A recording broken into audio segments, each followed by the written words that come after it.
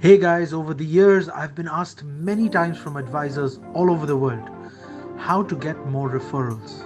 So in today's video I will be discussing with you about the referrals in the insurance industry. Let's dive into it. What if I told you referrals are dead? It's true, the worst thing you can do is go ask for referrals. You see, when I joined this business, I was taught that there are only two strategies in this business to get a new prospect. You either do a cold call or you ask your existing client for referrals. I was always told, get referrals after I close a client. Some even suggested me to get a piece of paper and ask my client to write down 3 to 5 people that could potentially refer me to. Think about it. You just closed a client and now you're asking him or her for a favor. Isn't that too fast? Well, this is what I'll be covering later. The timing on asking for a recommendation. Now, before we move on, I just want to give you a quick introduction of myself. My name is Dr. Sanjay Tolani and I'm also the family leader of Sanjay Mentoring Family, which helps financial advisors like yourself to become successful financial planners. Having been in the industry for 16 years, I have a unique view of what works and what doesn't in the financial planning world. And it is my hope that I can pass this experience to the new generation future financial advisors so that they don't have to go through the same struggle as I have.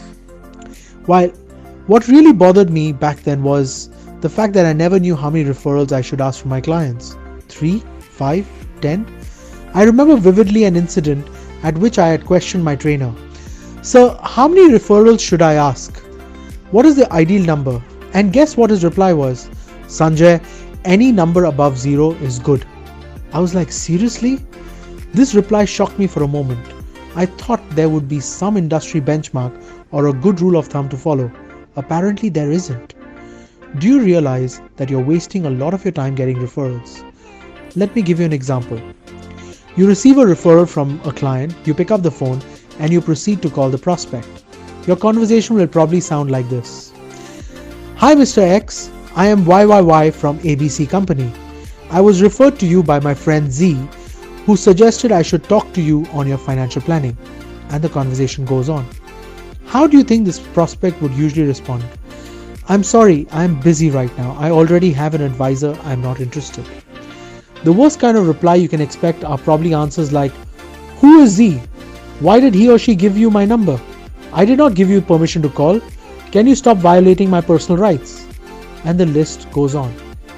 Yes, you get it right. These rejections will only make you more disappointed across time. Let's be honest.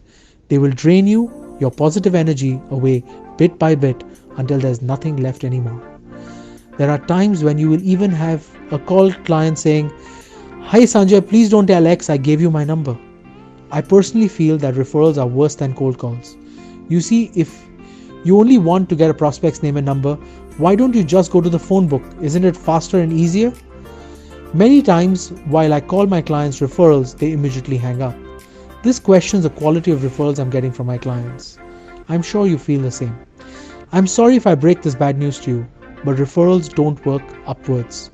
You see, you have all been told that referrals can get you better or richer prospects, and that the secret to closing bigger cases is to get referred to richer prospects over time.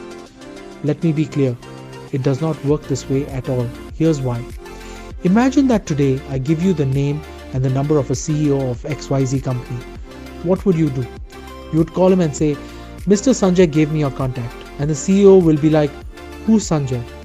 Best scenario, he'll be like, "Why did you call me?" Let me be straightforward. The CEO probably wouldn't care who you are. This example just illustrates how referrals don't usually work upwards. So you never get an upmarket referral. Instead, you will always get downmarket ones. On the contrary, referrals sometimes don't work downwards. Imagine that I pass you to a contact of my staff. You call him and say, "Sanjay wanted me to call you." What would the reaction be? Starstruck, right? He'll be like, "Wow, Dr. Sanjay gave you my number?" I will bet that he'll probably spend next 5 minutes listening to you. Did I just break one of your thought bubbles? You see, that's life. We've all been taught certain things. The question is, how much of it truly works? This has been one of the biggest problems that I commonly see in this industry, which is why a lot of people are training certain things and they themselves haven't tried it. Stop referrals. Focus on recommendations. I have documented the 4 steps for recommendations in the Sales Maximizer Playbook. In this book, you will learn how to get more high quality, endless recommendations.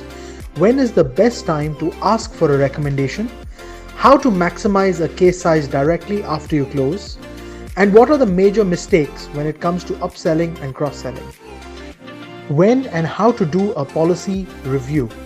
I will even show you my strategy for it. Lastly, we end off with discussing the top mistakes when it comes to policy review.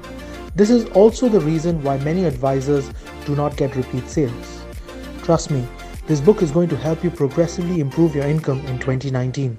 So don't forget to grab yourself a copy if you are a financial advisor. This is Dr. Sanjay Tolani. Together, let's make financial planning easier for everyone.